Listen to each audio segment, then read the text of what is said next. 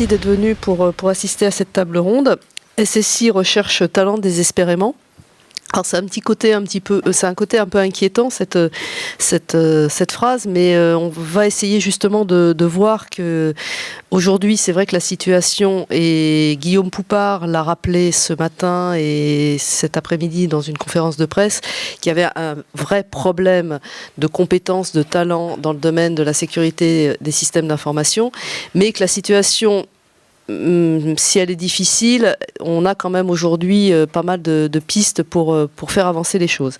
Alors, pour cette table ronde, on a 4 intervenants et je suis très contente parce qu'en fait, ils représentent toute la chaîne.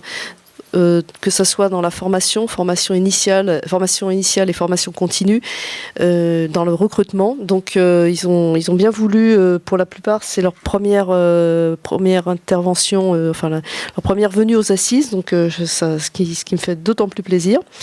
Je vais commencer par l'extrême gauche, mais ça n'a rien de... Vous n'y voyez aucune connotation de quoi que ce soit. Joël Courtois, si je me trompe dans l'énoncé de vos titres, vous me reprendrez. Joël Courtois, directeur général de l'EPITA, donc, qui est l'école pour l'informatique et les techniques avancées du groupe Ionis. Je pense que l'EPITA est assez connu, si vous qui êtes expert dans le domaine de la de la sécurité des systèmes d'information. À ses côtés, Badi Ibrahim, qui est Director of Digital Learning, c'est ça ? Absolument. Voilà, du groupe Ionis, enfin Ionis Education Group, donc 2 représentants du groupe Ionis. Tout à droite, Frédéric Cupins, qui est professeur à Télécom Bretagne, responsable de l'équipe CRS et chargé du club formation du pôle cyber. C'est ça, c'est à peu près... D'excellence cyber, pardon, excusez-moi. Et c'est vrai que vous faites énormément de choses. Vous avez un peu tout le spectre. Vous nous raconterez ça. Et enfin, David Majorel, donc qui est du cabinet Michael Page. Michael Page est un cabinet de recrutement, et donc vous avez aussi un portefeuille assez vaste qui couvre l'audit, la sécurité des systèmes d'information, l'IT, le digital. Donc là aussi, vous êtes de l'autre côté. Vous nous raconterez comment les difficultés que vous rencontrez, les profils que vous recrutez, et comment vous accompagnez aussi les entreprises pour trouver ces talents cyber. Alors, avant de laisser la parole à David, qui va nous faire peut-être un état des lieux de ce qu'il voit actuellement, il y a eu un autre cabinet de recrutement qui n'est pas le vôtre, mais je ne le citerai pas, qui disait que le métier de RSSI était l'un des 7 jobs en or qui avaient été identifiés ces derniers mois. Donc on voit que ça devient quand même, c'est un métier qui monte. Alors maintenant que ça s'appelle la cybersécurité, à une époque ça s'appelait la sécurité informatique, après c'est devenu la sécurité des systèmes d'information. Maintenant tout le monde, et moi la première, je parle de cybersécurité. Donc on voit que c'est quand même, ce sont des sujets, on le sait, qui sont de plus en plus évoqués, et il semble qu'il y a de plus en plus d'appétence pour cette thématique. Alors, je vais vous laisser le micro, me dire un petit peu, vous, ce qu'il en est dans votre cabinet, comment vous les recrutez, quelles difficultés vous rencontrez, comment vous accompagnez les entreprises. Un petit tour de table, un petit point rapide, et puis après on fera un petit tour de table. D'accord. Bonjour à tous. Donc effectivement, pour vous refaire un petit peu l'historique, moi je m'occupe de la division système d'information, entre autres, de tout ce qui est cyber, digital et de tous les métiers du conseil. Donc j'ai le spectre à la fois client et prestataire de services. Historiquement sur les métiers IT au sens large, applicatif, infrastructure, système, réseau. Notre problématique depuis toujours, c'était les profils de développeurs. Et là, clairement, depuis une bonne année et demie, 2 ans, même si on avait un peu anticipé ça avant, on est sur les problèmes sécurité cyber. Alors c'est vrai que cyber, c'était très connoté organisme d'État, opérateur défense, quand pour les clients finaux institutionnels et utilisateurs, comme on dit, c'était plutôt tout ce qui était sécurité système d'info. Il est évident que le niveau demandé maintenant en sécurité des systèmes d'info au sein des DSI chez nos clients, et donc par voie de conséquence sur les métiers du service, puisqu'ils en sont prestataires, a énormément évolué et grandi à la fois dans le volume de profils recrutés, mais aussi de compétences requises. Parce que ça n'aura échappé à personne, tout ce qui est transformation, digitalisation, fait que l'ensemble des systèmes d'info, donc des sociétés, s'ouvrent de plus en plus sur l'extérieur. Et il y a de vraies problématiques. Quand on rajoute à ça le problème réglementaire, bon ben là la question se pose même plus. Ils sont clairement obligés de prendre ça en considération et de recruter. Alors c'est une vraie difficulté parce qu'on a quand même une vraie carence de candidats. Parce que assez souvent, quand les besoins sont nouveaux, alors les problématiques le sont pas, mais les niveaux de technologie augmentant, tout va très très vite, on nous demande de plus en plus de profils. Ça a été au départ plutôt, comme je vous disais, sur les opérateurs d'État, tout ce qui va être défense. Ça, c'était assez classique, on y était préparé. L'ANSSI en est l'exemple même. Mais maintenant, on arrive sur le client final qui lui-même est obligé de monter sérieusement sur son niveau en sécurité et donc en recrutement. Très rapidement, on nous demande, et ça c'est assez récent aussi, on m'a demandé entre l'année dernière et cette année une quinzaine de CISO.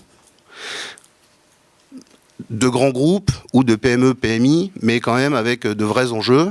Et le réglementaire, le normatif, au-delà de la compétence technique, est très recherché.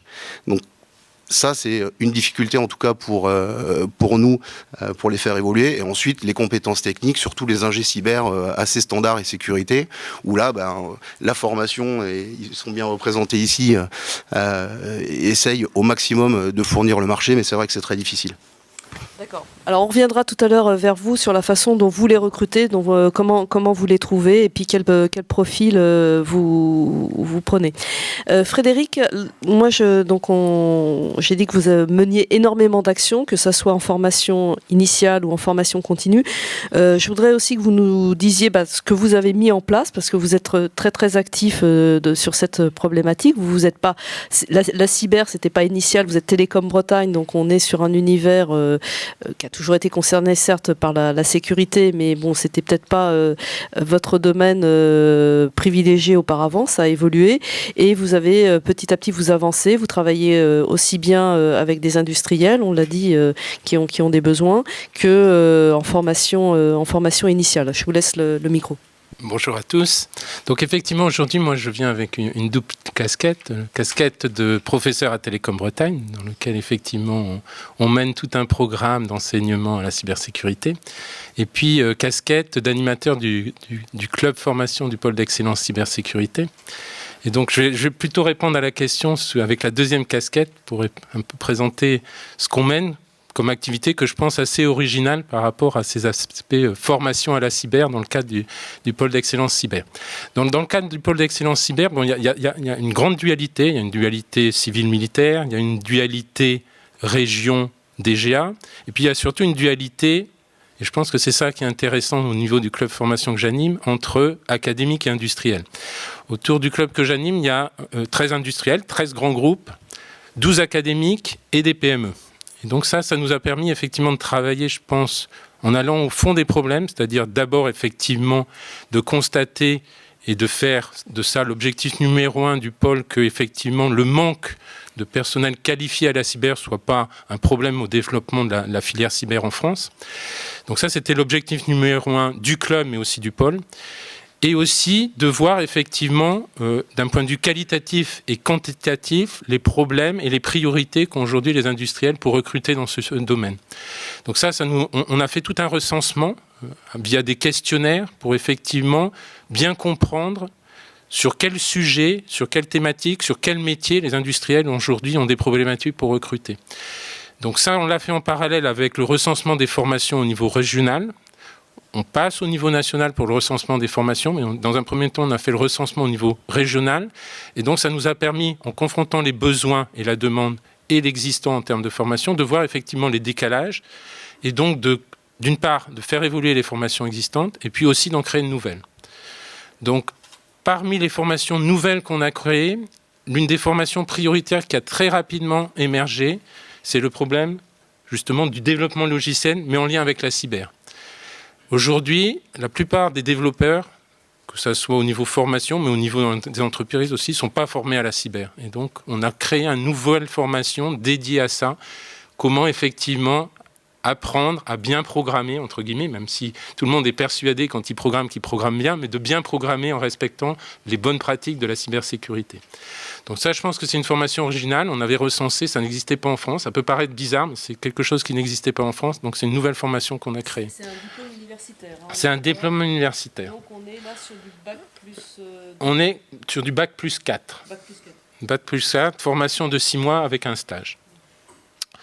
Une autre formation qu'on a développée, toujours sur le même format, mais cette fois au niveau école d'ingénieur, c'est un CES, un certificat d'études spécialisé, qui est aussi un problème qui remonte régulièrement au niveau des entreprises, c'est le problème des architectes cyber. On a créé donc une nouvelle formation dédiée à ce profil métier des architectes cyber. Et puis, un troisième exemple, c'est là plutôt nouveau métier, au moins au niveau, je pense, des entreprises, c'est le métier de gestion de risques cyber. Donc là, on a créé, je dis on, mais encore une fois, c'est différents partenaires du pôle d'excellence.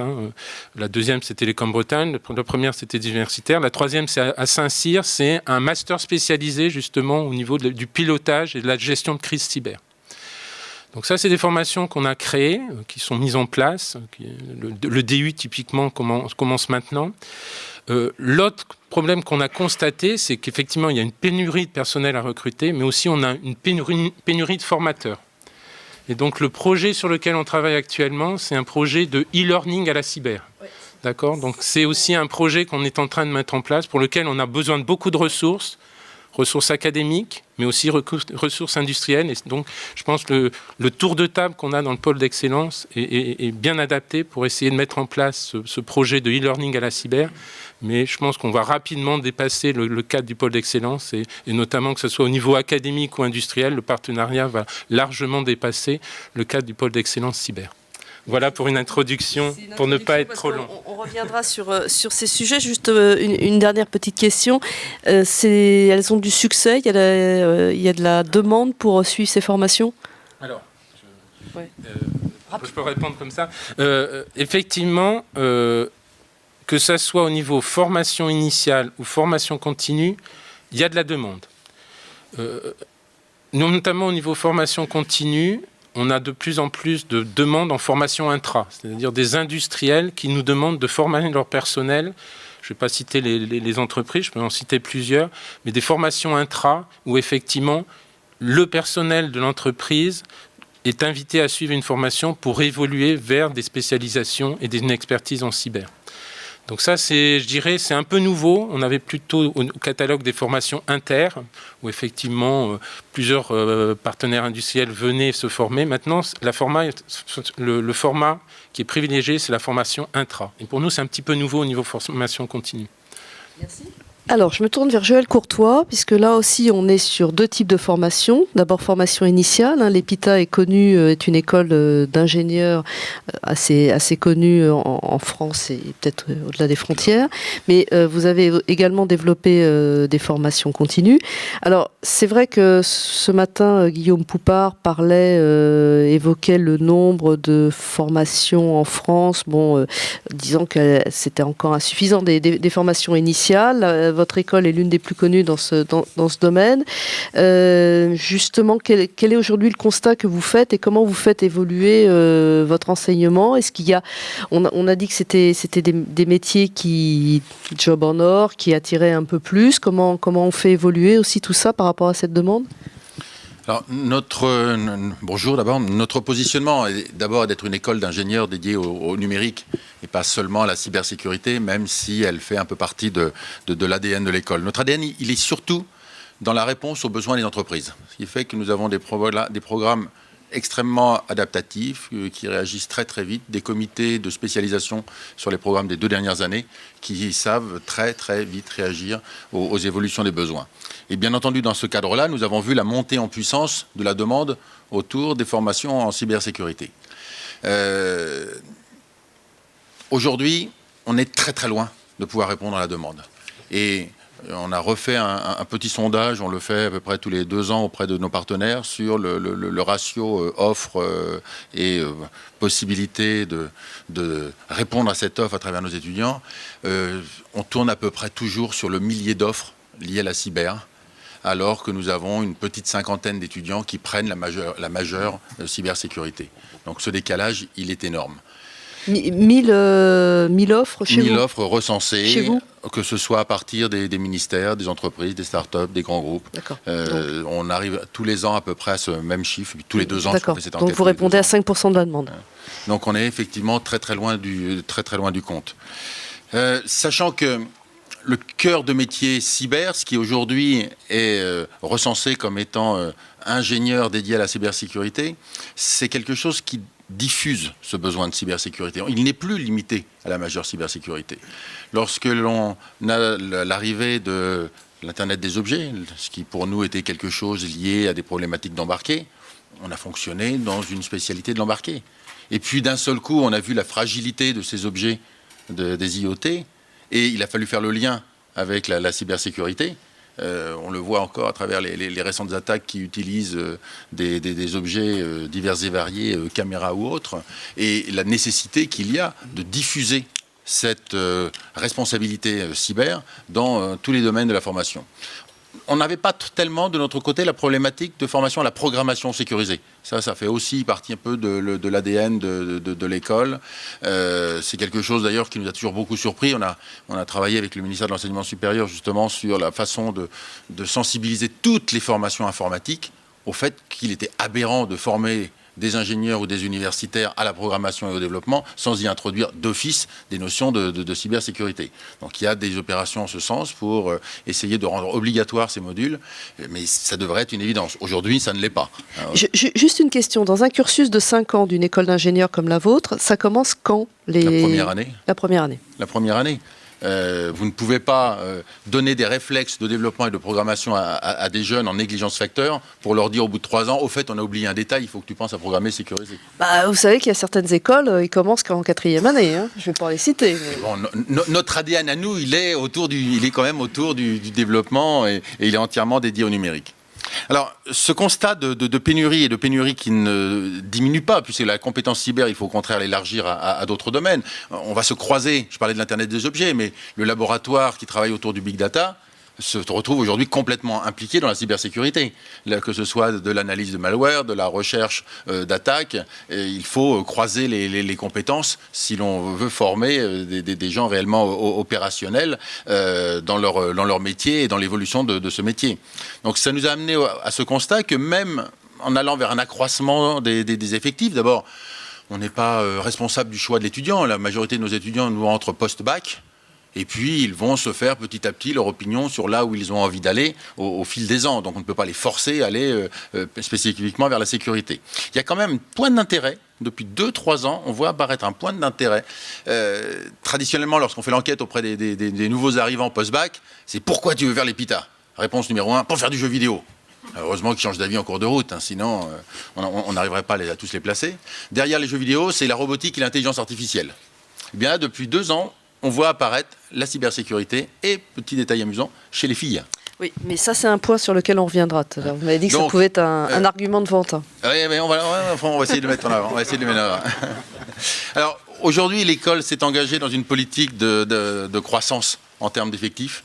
Aujourd'hui, nous diplômons à peu près 250 étudiants. L'objectif est de doubler ce nombre dans un horizon de 3 ou 4 ans. Mais on sera encore très loin de répondre à l'attente. Ce qui nous a amené à la conclusion que pour répondre aux demandes de nos partenaires industriels, il fallait impérativement développer la formation continue. Alors sur des choses qui pouvaient se mettre en œuvre très simplement, des choses que l'on savait faire immédiatement, le premier catalogue s'est fait très très vite, de la sensibilisation à tous les niveaux. Parce que la sensibilisation, c'est pas seulement sur les équipes techniques. Hein. Si vous ne sensibilisez pas le PDG, il ne se passera rien en dessous si on n'a pas le sentiment que l'entreprise est impliquée. Avoir tout de suite une dimension transversale à cette formation, bien faire comprendre aux gens que la sécurité, ce n'est pas de la technique.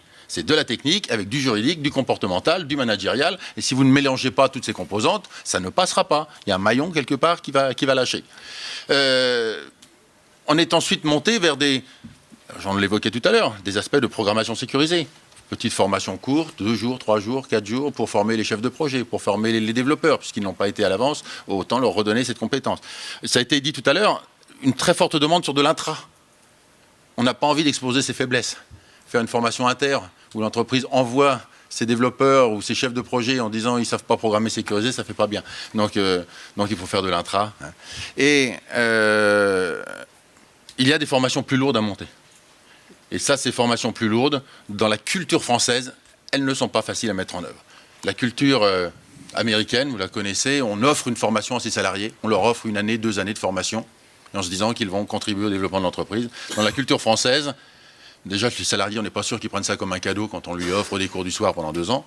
Et puis, la réaction de l'entreprise, c'est de se dire, oui, mais dès qu'il aura la compétence supplémentaire, il va nous quitter. Oui.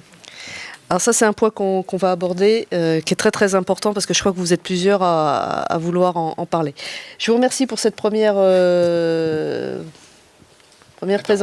intervention, pardon, je cherchais un peu mes mots.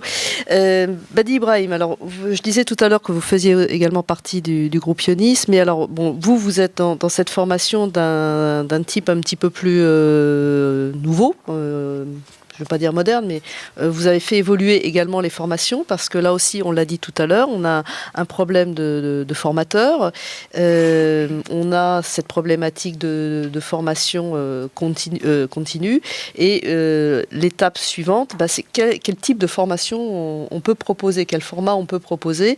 On sait très bien qu'en France, on dépense énormément d'argent pour la formation, que les résultats ne sont pas forcément à la hauteur des investissements et des attentes, donc il faut aussi réfléchir, parce que là on est sur des sujets quand même qui sont très importants, très graves. C'est peut-être plus important de former quelqu'un à la cyber qu'il ait vaguement des cours de macramé ou d'anglais.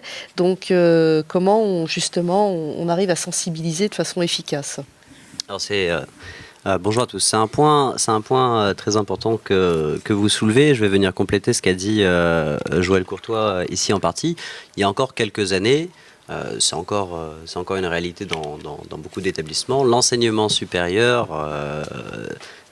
c'était presque similaire à une tombe. On choisissait sa formation, et puis si on avait eu la bonne formation auprès de la bonne école, on avait un potentiel, un avenir qu'on allait pouvoir cultiver.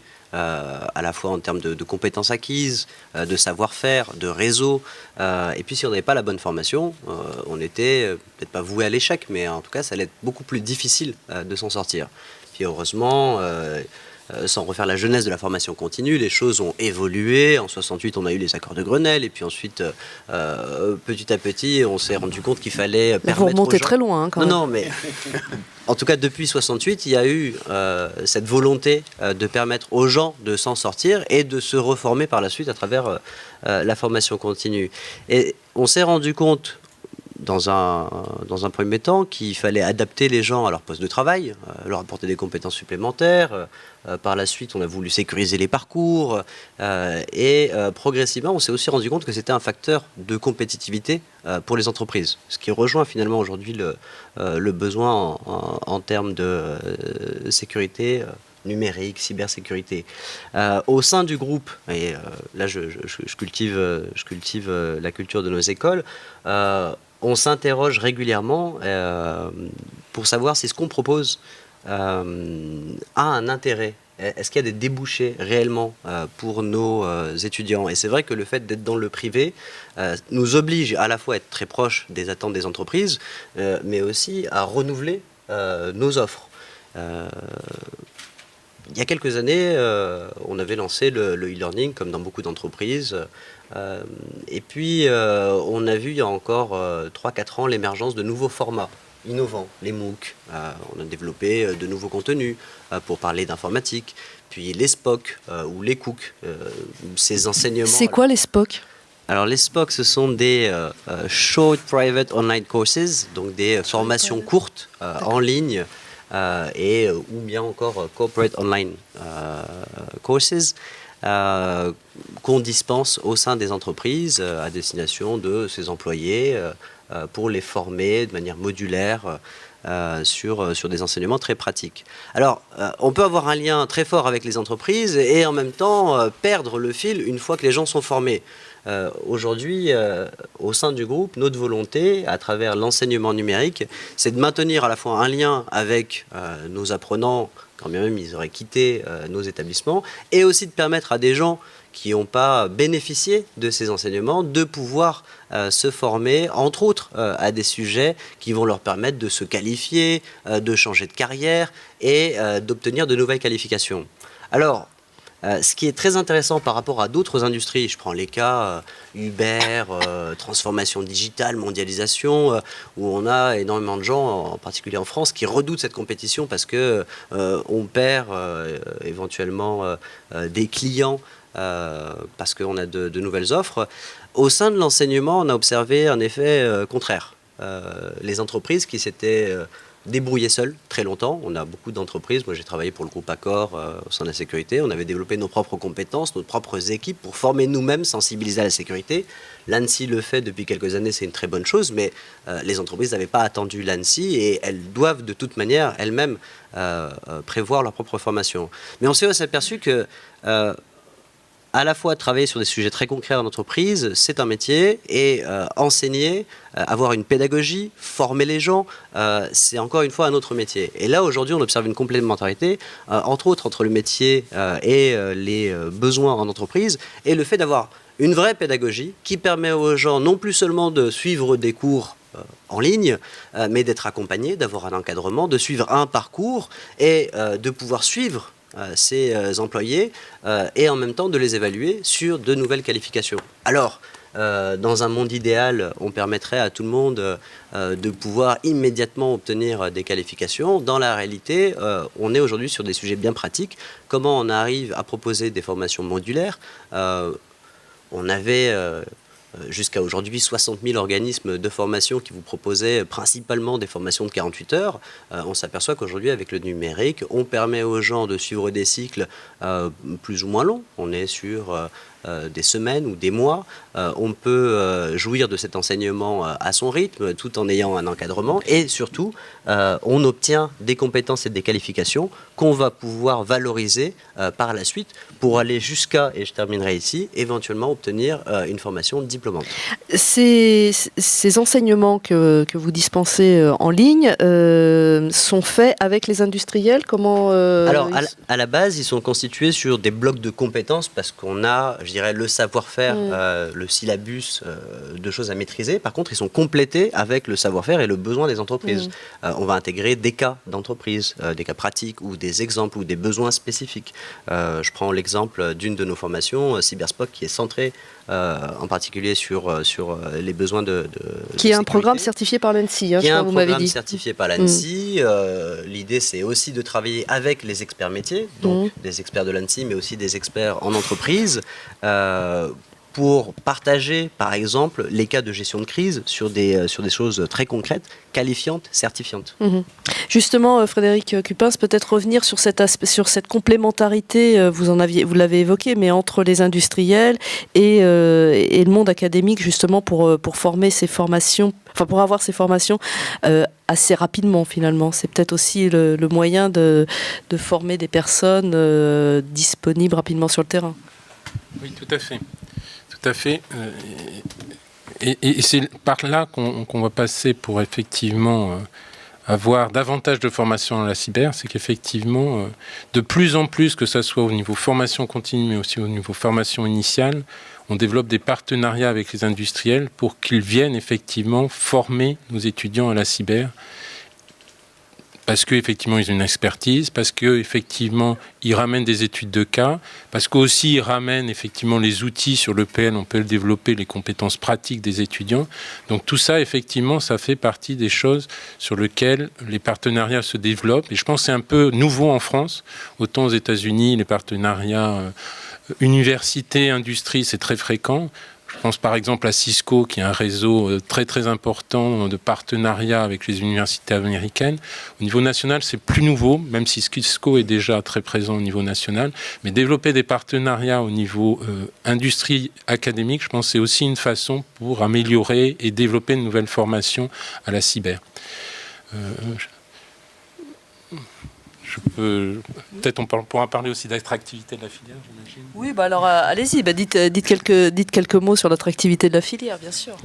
Sur l'attractivité de la filière, oui. Donc, je pense que l'attractivité de la filière, ça passe notamment, et je pense qu'aujourd'hui c'est réellement un manque au niveau des programmes, au niveau du secondaire, par effectivement la sensibilisation des plus jeunes. Aujourd'hui, la formation à la cyber et une bonne partie de la formation en informatique commence après le bac. Et je pense que c'est déjà beaucoup trop tard pour effectivement attirer les jeunes à des métiers comme la cyber. Et donc, au niveau du pôle d'excellence cyber, on a un partenariat et un groupe de travail avec le rectorat académique, pour travailler au niveau d'un bac technique, le bac STI 2D, donc technologie de l'information et développement durable, qui est l'un des rares bacs où il y a des épreuves d'informatique.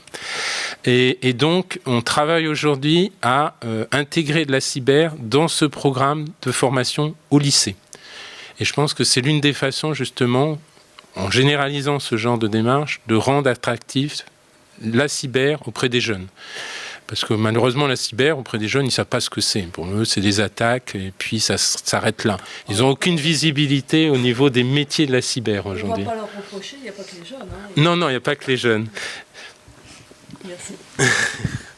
Je suis obligée de faire tourner parce qu'on n'a pas beaucoup de temps. Si je veux laisser un petit peu de temps, je vais revenir vers Joël Courtois parce que je ne vous ai pas laissé finir sur la formation continue. On l'a un peu évoqué à l'instant.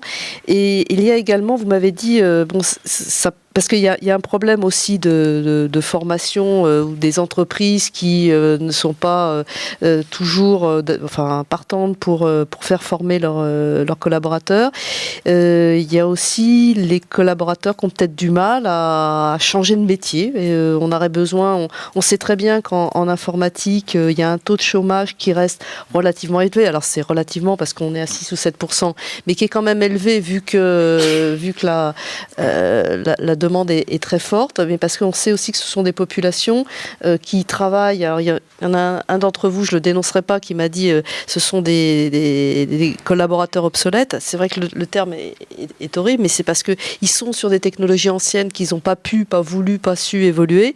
Et ces gens-là, on pourrait les former vers la cyber, mais il y a encore des freins. Oui, vous avez tout à fait raison. C'est un point qui est très important aujourd'hui et que l'on a mis dans les axes de développement de la formation continue. C'est Securesphere by Epita, je ne l'ai pas cité tout à l'heure, qui est notre structure de formation continue. On a mis dans les axes de Securesphere le développement de ces formations de reskilling et qui doivent se faire selon des profils adaptés à chaque type d'entreprise. On a quand même des grands groupes, que ce soit des grands groupes dédiés au numérique ou que ce soit des end-users dans n'importe quel domaine, des grands groupes qui se disent on va faire quoi de génération d'informaticiens qui ne sont plus up-to-date sur les nouvelles technos. On va devoir payer pour les licenciés et s'en séparer. Et dans le même laps de temps, on va payer des cabinets qui doivent bien vivre en même temps et travailler avec des écoles sur comment faire pour recruter les talents qui nous manquent, sachant qu'on ne va pas y arriver.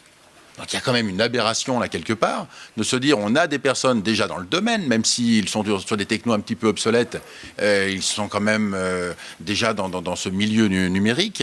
Et pourquoi ne pas aller vers ces programmes de reskilling? Et ça démarre très lentement. Il y a systématiquement ce message qui nous revient de dire oui, mais une fois qu'ils seront formés, qu'est-ce que je vais faire pour les garder? Et là, il y a une vraie politique de RH à développer pour que cette formation soit valorisée au sein même de l'entreprise. Alors, il y a peut-être des entreprises publiques ou parapubliques où il y a le côté captif un peu du salarié, où là, la transition peut se faire plus facilement, mais pour beaucoup d'autres, il y a cette crainte. Il est totalement anormal d'avoir simultanément cette pénurie et ce potentiel chômage d'informaticiens, alors qu'il n'est pas si compliqué que ça de faire cette transformation. Alors bien entendu, ça ne sera pas à n'importe quel niveau. On ne va pas rentrer dans des technos très scientifiques, très mathématiques. On ne va peut-être pas se lancer dans de l'analyse big data pour des gens qui sont un petit peu loin des enseignements scientifiques. Mais en termes de manager de risque, c'est un point qui a été évoqué tout à l'heure aussi, Il y a des besoins énormes où on va justement avoir l'avantage de personnes ayant une expérience de l'entreprise, une vision globale de son marché, de ses objectifs, une meilleure compréhension des risques qui peuvent y arriver et une préparation à la gestion du risque cyber rend ces personnes tout à fait responsables, tout à fait capables de répondre à des besoins dans l'entreprise. Le RSSI, oui, on a besoin du RSSI, mais le RSSI est encore très souvent tagué hyper technique. Ce manager du risque cyber peut avoir une vision plus large du fonctionnement de l'entreprise. Donc, nous avons signé un accord avec le CESIN, nous avons signé un accord avec le CDSE pour dire à toutes ces entreprises adhérentes, venez nous voir, vous nous précisez le besoin, nous avons les modules d'enseignement, certains seront faits en présentiel, d'autres seront faits à distance, et j'ai envie de compléter un tout petit peu ce que disait mon voisin sur ces formations à distance. Il y a un point qu'il n'a pas évoqué, qui me semble très important, tu m'excuses, c'est de dire que l'on a aujourd'hui, à travers des plateformes de MOOC, qui dans le cas de Ionisix s'appelle la plateforme Ionisix, nous avons le moyen de tracer, de suivre et de certifier la formation. C'est pas du MOOC, je m'inscris, je fais ce que je veux, ou je dis que j'en ai fait, et puis j'en sais rien.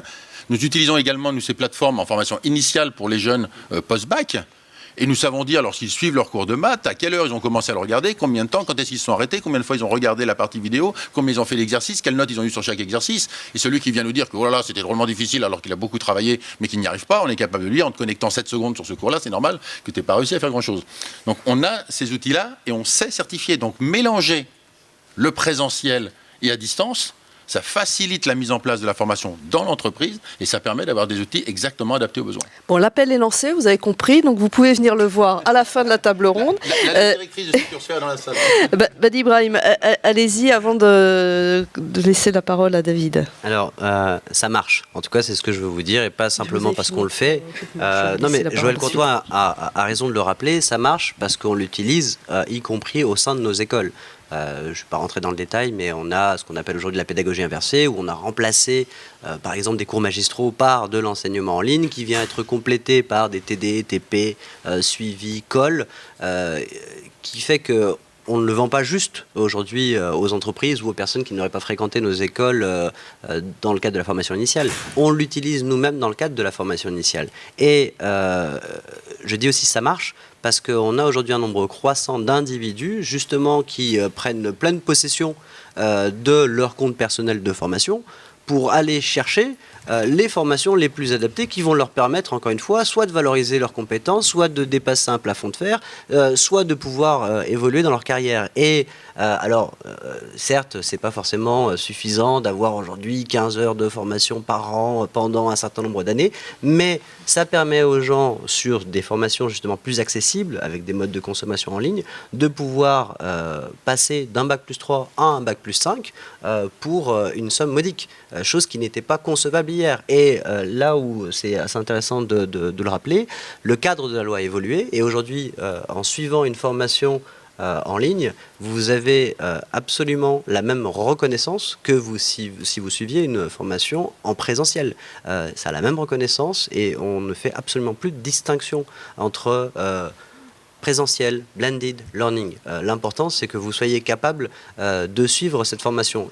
D'où l'intérêt pour les entreprises de se saisir de ces modes d'enseignement. Alors, on n'est pas obligé, encore une fois, et je comprends la crainte, de former ses employés pendant 12, 18, 24 mois, mais on peut parfaitement leur proposer des formations modulaires qui soient cohérentes avec les heures de formation qu'on peut leur proposer, sur des budgets, encore une fois, accessibles, pour progressivement leur permettre de franchir des paliers et acquérir, encore une fois, progressivement les compétences pour les faire évoluer. Et c'est vrai qu'on a aujourd'hui, exemple à la clé, un certain nombre d'apprenants, je dirais entre 25 et jusqu'à 55 ans, de gens qui étaient dans des domaines, alors peut-être programmeurs, peut-être dans les systèmes, et qui voient des débouchés dans le monde de la sécurité. J'ai un certain nombre d'apprenants, par exemple, qui viennent du monde militaire, qui étaient formés, gendarmes dans le juridique, le droit, et puis qui aujourd'hui voient un intérêt de passer manager des systèmes de sécurité informatique. Donc on a des exemples qui marchent.